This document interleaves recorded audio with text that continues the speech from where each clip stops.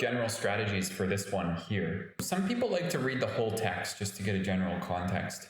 It's not really necessary, but if you want to, you can. But it is necessary to read a little bit ahead because sometimes there are negatives. I would definitely say you need to read, as a bare minimum, you need to read the paragraph just to kind of get a context of what's going on. Skipping is a good strategy, and then coming back to it later. That's one of my favorites. I prefer to just skip the questions that you are not sure about and then checking them afterwards, just because you don't want to spend too much time thinking, right? You kind of gotta slash your way through the jungle and get as much done as possible. Yeah, so looking for collocations, trying to see things that you're familiar with. That's why it's very important to have a strong background in the language itself, right? Because you have to be able to recognize certain forms, and that also applies to grammar structures as well. So I think the biggest thing is being aware of the form that you need, right? So if you're looking for noun, verbs, adjectives, determiners, things like that, right? And as teachers, we've got a pretty good understanding of the mechanical side, the scientific linguistic side of the language, but we've also got an intuition, right? And if you've reached a C1 level, you've got a pretty good feeling about whether a word fits or not too. So when in doubt, trust that feeling as well, right? So basically, let's go through this.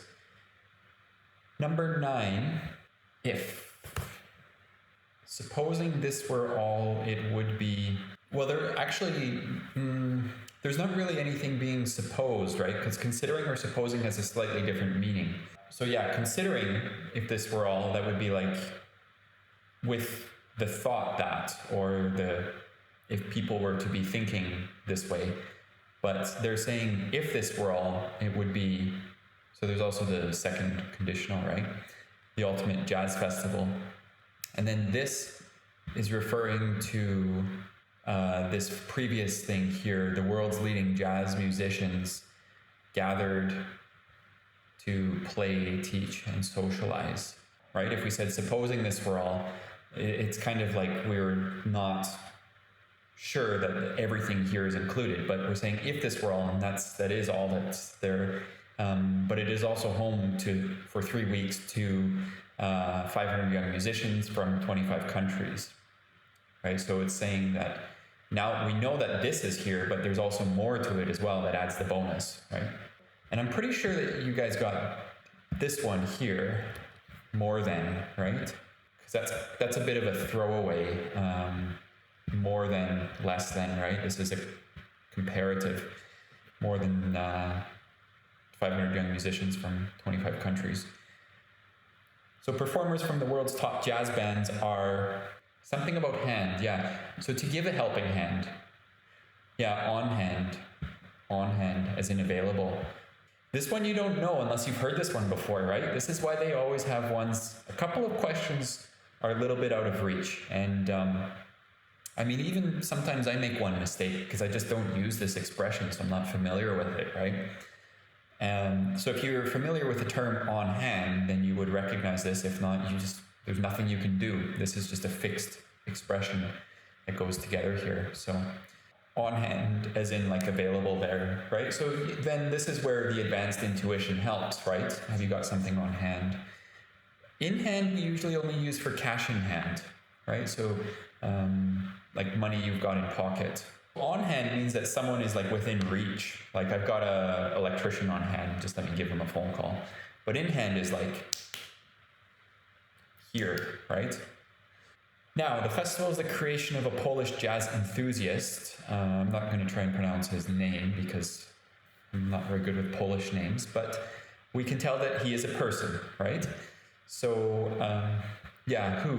We can see that this is a person here. So, who, for many years, was a radio DJ. That's kind of evident from just the name itself, right?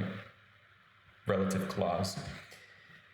He wanted to run his own festival and, comma, some of the best contacts in the business, comma. So we've got 2 commas. That means we've got some information here that's separated from the rest. It was hard to find a suitable location with rich villa owners keen to open their houses to musical celebrities. So you cannot answer 13 and 14 without reading this whole sentence, because you will completely change the meaning of it. Exactly, with or having are both possible here, because it's a participle clause, having some of the best contacts with the comma there, right? Or with. This comes to the question of it was hard or it wasn't hard, right? So if you don't read the final one, with rich villa owners keen to open their doors, you might think it was hard. So you might think it was very hard or extremely hard or something like that. But that's not right. It was not hard, particularly because of the meaning of this clause. So this clause is what changes everything, because if this wasn't here, you might think without some of the best contacts in town, it was very hard to find a suitable location.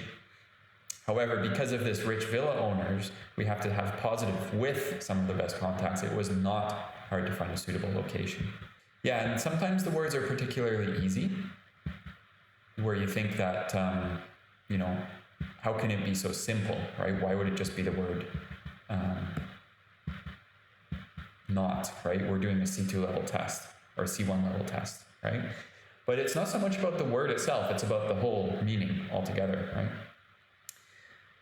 Okay, now, he is an easygoing, charming man. He has strong opinions. So we've got a bit of, do they agree with each other? Easygoing, strong opinions? However would be separated by a semicolon, actually, or period, right? Yeah, so however, it would be but, although, or though, right? All three of those are possible. And doesn't work, because these are two contrasting ideas, strong opinions and easygoing, right? And then finally, this one, when it comes to the quality of performance at the festival, it's a fixed expression.